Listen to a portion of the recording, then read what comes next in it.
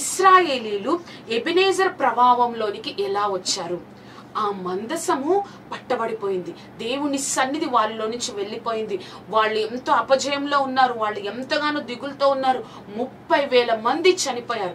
మరి ఇటువంటి ఇశ్రాయేల్ ప్రజలు మరలా ఎబెనెజర్ అనుభవం, దేవుడు మాకు సహాయం చేశారు అన్న అనుభవంలోనికి వారు ఎలా వచ్చారో మనం ఇప్పుడు చూద్దామండి. 4వ అధ్యాయాన్ని మనం ధ్యానించాం. 5, 6 అధ్యాయాలు మనం చూసినట్లయితే ఆ యొక్క మందసం అనేకమైన చేతులు మారుతూ, అనేకమైన ప్రాంతాలు మారుతూ చివరిగా ఎక్కడికి వచ్చింది అంటే కిర్యాతారీము అనే వారు యెహోవా మందసాన్ని కొండ మీద నుండి అబినాదాబు ఇంట చేర్చారండి. అబినాదాబు ఇంట చేర్చినప్పుడు వాళ్ళ కుమారుడైన ఎబెనెజర్ని ఆ యొక్క మందసాన్ని చూసుకోవడానికి యాజకుడిగా ప్రతిష్ఠించారు.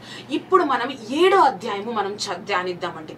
7వ అధ్యాయంలో మనం చూసినట్లయితే అక్కడ మందసము 20 సంవత్సరాలు ఉందండి. 7వ అధ్యాయము 2వ వచనంలో మనం చూద్దామండి. మందసము కిర్యాతారీములో నుండిన కాలము 20 సంవత్సరాలైనను ఇశ్రాయేల్ అందరూ యెహోవాను అనుసరింపక దుఃఖించుచుండగా, ఇశ్రాయేల్ అందరూ యెహోవాను అనుసరింపకుండా దుఃఖించుచుండగా, ఆ 2వ వచనంలో 3వ వచనంలో మనం చూసినట్లయితే సమూయేలు ఇశ్రాయేల్ అందరితో ఇట్లా, నేను మీ పూర్ణ హృదయంతో యెహోవా యొద్దకు మీరు మళ్ళుకొనిన ఎడల అన్య దేవతలను అష్టారోతు దేవతలను మీ మధ్య నుండి తీసివేసి పట్టుదల కలిగి యెహోవా తట్టు మీ హృదయములను త్రిప్పి ఆయనను సేవించుడి, అప్పుడు ఆయన ఫిలిస్తీన్ల చేతిలో నుండి మిమ్మును విడిపించును. అక్కడ చూసాం కదండి, అక్కడ చదివిన వాక్యంలో 1 సమూయేలు గ్రంథం 7వ అధ్యాయము 2, 3 వచనాలలో అక్కడ సమూయేలు గారు పట్టుదల కలిగి మీరు దేవుడి వైపు తిరగండి. ఇప్పటి వరకు కన్నీరు కార్చిన విషయం మీకు అర్థమవుతుంది. ఇప్పటి వరకు దేని వల్ల మీ యొక్క కుటుంబాలు ఈ విధంగా ఉన్నాయో, దేని వల్ల మీరు కన్నీటితో 20 సంవత్సరాల నుంచి బాధపడుతున్నారో, ఫిలిస్తీన్ల చేతిలో ఒక బానిసలుగా ఉన్నారో, ఫిలిస్తీన్లు మీ మీద అధికారం చలాయిస్తున్నారో, ఇప్పుడైనా కన్నీరు విడిచి దుఃఖాక్రాంతులై దేవుడి వైపు పట్టుదల కలిగి మనస్సు మార్చుకొని దేవుడి వైపు తిరగండి. అప్పుడు దేవుడు మీకు సహాయం చేస్తారు అని చెప్పినప్పుడు ఆ ప్రజలందరికీ, ఆ ఇశ్రాయేల్ ప్రజలందరికీ ఆ విషయాన్ని చెప్పినప్పుడు 7వ అధ్యాయము 8వ వచనం, మన దేవుడైన యెహోవాను ఫిలిస్తీన్ల చేతిలో నుండి మనను రక్షించినట్లుగా మా కొరకు ఆయనను ప్రార్థన చేయటం మానవద్దని సమూయేలు వద్ద మనవి చేసిరి. వీళ్ళందరూ ఇశ్రాయేల్ ప్రజలు ఏమన్నారు అంటే, మా కొరకు ఫిలిస్తీన్ల చేతిలో నుండి మమ్మల్ని విడిపించేటట్లుగా మానక మా కొరకు ప్రార్థన చేయి. మేము ఒక ఊబిలోకి వెళ్ళిపోయాం, ఫిలిస్తీన్ల చేతిలోనికి పూర్తిగా వాళ్ళ అధికారంలోనికి వెళ్ళిపోయాం. దేవుడి ప్రభావం మాలో నుంచి లేదు కాబట్టి, దేవుడి కాపుదల, దేవుడి సన్నిధి మా దగ్గర లేదు కాబట్టి శత్రువుల చేతిలోకి మేము వెళ్ళిపోయాం. కాబట్టి మానక మా కొరకు ప్రార్థన చేయి, పట్టుదల కలిగి మా కొరకు ప్రార్థన చేయని సమూయేలుని వారందరూ, ఇశ్రాయేల్ ప్రజలందరూ మనవి చేసుకున్నారండి, రిక్వెస్ట్ చేశారు, మా కొరకు ప్రార్థన చేయి అని చెప్పారండి. చెప్పిన తర్వాత 1 సమూయేలు గ్రంథం 7వ అధ్యాయము 12వ వచనం మనం చూసినట్లయితే, అప్పుడు సమూయేలు ఒక రాయి తీసి మిస్పాకును సేవకును మధ్య దానిని నిలిపి, ఇంతవరకు యెహోవా మనకు సహాయం చేసినని చెప్పి దానికి ఎబెనెజర్ అని పేరు పెట్టెను. ఎబెనెజర్ అని పేరు పెట్టారు. దానికంటే ముందు ఏం జరిగిందో 9వ వచనము 10వ వచనం ఒకసారి చూద్దామండి. సమూయేలు పాలు విడవని ఒక గొర్రెపిల్లను తెచ్చి యెహోవాకు సర్వాంగ బలిగా అర్పించి ఇశ్రాయేల్ పక్షంగా యెహోవాను ప్రార్థన చేయగా యెహోవా అతని ప్రార్థన అంగీకరించెను. యెహోవాకు ప్రార్థన చేశారు, ఇశ్రాయేల్ పక్షంగా ప్రార్థన చేసి అతని ప్రార్థన దేవుడు అంగీకరించారు. ఆ ప్రార్థన అంగీకరించడం కంటే ముందు ఇశ్రాయేల్ ఏమని ఒప్పుకున్నారో తెలుసా? అంతటా ఇశ్రాయేలు బయలుదేవతలను అష్టారోతు దేవతలను తీసి యెహోవాను మాత్రమే సేవించిరి.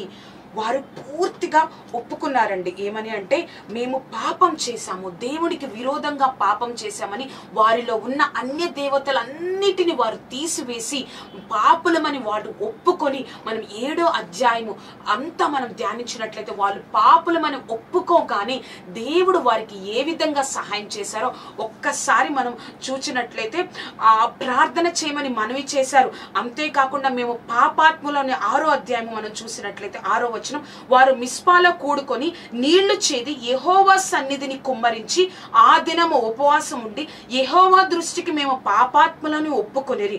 మిస్పాలో సమూయేలు ఇశ్రాయేలీయులను న్యాయము తీర్చుచూ వచ్చెను.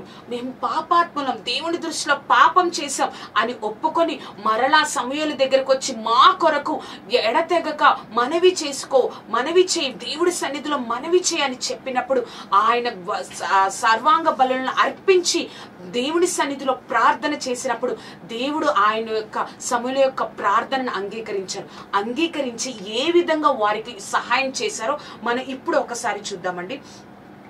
10వ వచనంలో, సమూయేలు అర్పించగా యుద్ధము చేయుటకై సమూయేలు దహన బలిని అర్పించుచుండగా ఫిలిష్తీయులు యుద్ధము చేయుటకై ఇశ్రాయేలుల మీదకి వచ్చిరి.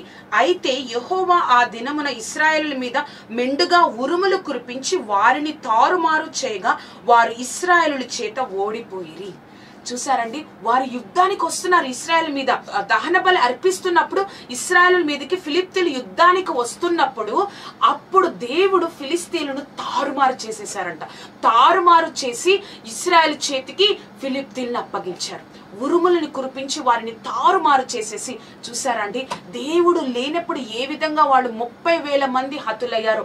దేవుడు సన్నిధిలో, ప్రభా మేము నీ సన్నిధిలో పాపం చేశాం, నీకు విరోధంగా మేము పాపం చేశాం, నీ ప్రభావం మా నుంచి పోయింది ప్రభా అని ఎప్పుడైతే ఇశ్రాయేలీయులందరూ ఒప్పుకొని కన్నీటితో ప్రార్థన చేశారో అప్పుడు దేవుడు ఆ యొక్క ఫిలిష్తీయుల మీద ఉరుములు కురిపించి వారిని తారుమారు చేసి ఇశ్రాయేలు చేతికి ఫిలిష్తీయులను అప్పగించారంటండి. అప్పుడు సమూయేలు చెప్తున్న మాట ఏమి మాట అంటే, దేవుడు మనకు సహాయం చేశారని ఎబినేజర్ అని చెప్పారు. చూసారా అండి, ఆ యొక్క ఇశ్రాయేల్ ప్రజలు ఇకాబోతు అనుభవం నుండి ఆ యొక్క ఎబినేజర్ అనుభవంలోనికి వారు ఏ విధంగా వచ్చారో మనం గ్రహించాం.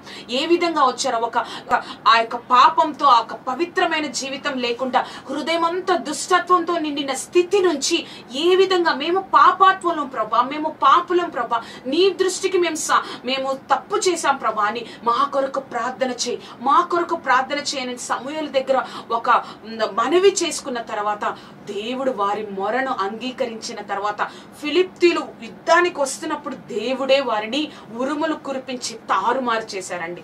దేవుడు జోక్యం చేసుకున్నారు. మనం కూడా ఎప్పుడైతే ఆ యొక్క సన్నిధిలో, దేవుని సన్నిధిలో, ప్రభా నేను తప్పు చేశానయ్యా, ప్రభా నేను తప్పు చేశానని నువ్వు ఎప్పుడైతే ఆ ఇకాబోతు అనుభవంలో ఉన్న నువ్వు అక్కడ నుంచి మొర పెడతావో, నీకు ఇష్టం ఉండాలండి. కూరుకుపోయావు, ఇకాబోతు అనుభవంలో కూరుకుపోయావు, కానీ దాని నుంచి బయటికి రావాలని నీకు కోరికగా ఉన్నప్పుడు ఈ ప్రపంచంలో నీ శక్తి కాదండి, ఏ శక్తి కూడా ఈ ప్రపంచంలో ఆ యొక్క ఇకాబోతు అనుభవంలో నుంచి ఏ మనిషిని బయటకు తీసుకురాలేదు. ఒక్క దేవుడి శక్తి మాత్రమే.